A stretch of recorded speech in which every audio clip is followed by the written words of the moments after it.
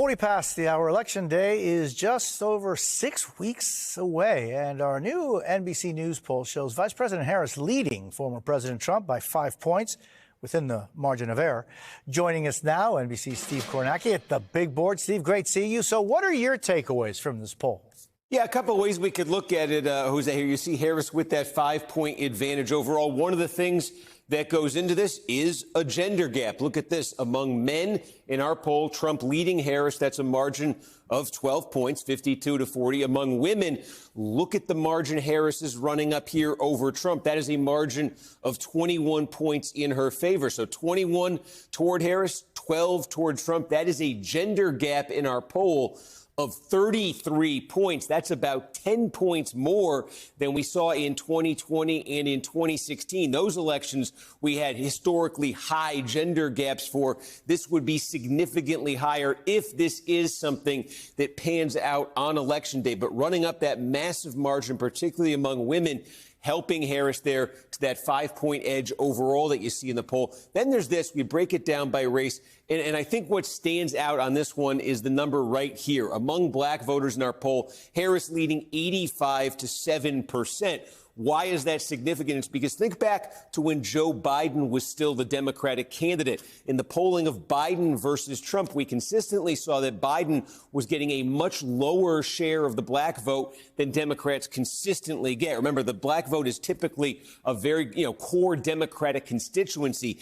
Biden's number had been low when he'd been the candidate, and this Trump number in a lot of polling had been, in the teens, in the high teens in some cases, which doesn't sound like a lot. But again, historically, for a Republican, Trump was looking at some numbers in those polls much higher than you would typically see for a Republican. So now, in our poll, at least here, an indication that Harris has returned the black vote to sort of its more historical level here in terms of what Democrats are hoping to get out of it. So that's what we're seeing in our poll, at least, and that's potentially significant because that was an area, again, when Biden was the candidate, Democrats looked at those polls and they said, there's some real slack in the Democratic coalition here, they were saying, particularly because of his struggles with the black vote.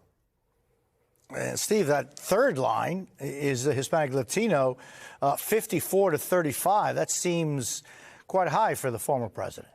This is interesting. 19 points right now is the margin our poll shows for Harris over Trump. That's actually not that different than our final poll when it was Biden versus Trump. We had the Latino vote going about the same right here. And remember, one of the stories in the last election were the strides that Trump made with Latino voters. And again, if he were to, lose the Latino vote by 19 points, as you see in our poll right here, that would be further progress for Trump and for Republicans among Latinos.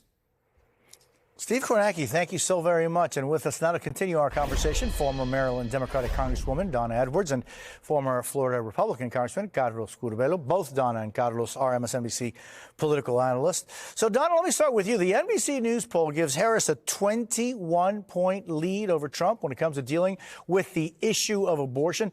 How do Democrats continue to use this to continue gaining momentum?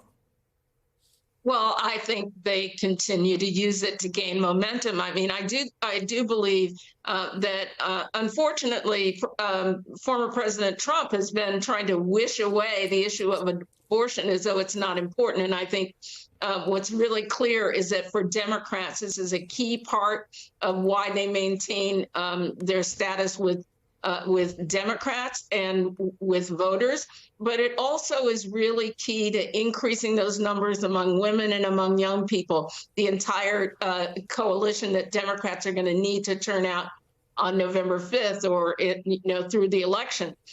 So this is a really important number for Democrats, but they can't let go of it. They can't let up. They have to continue hammering the message.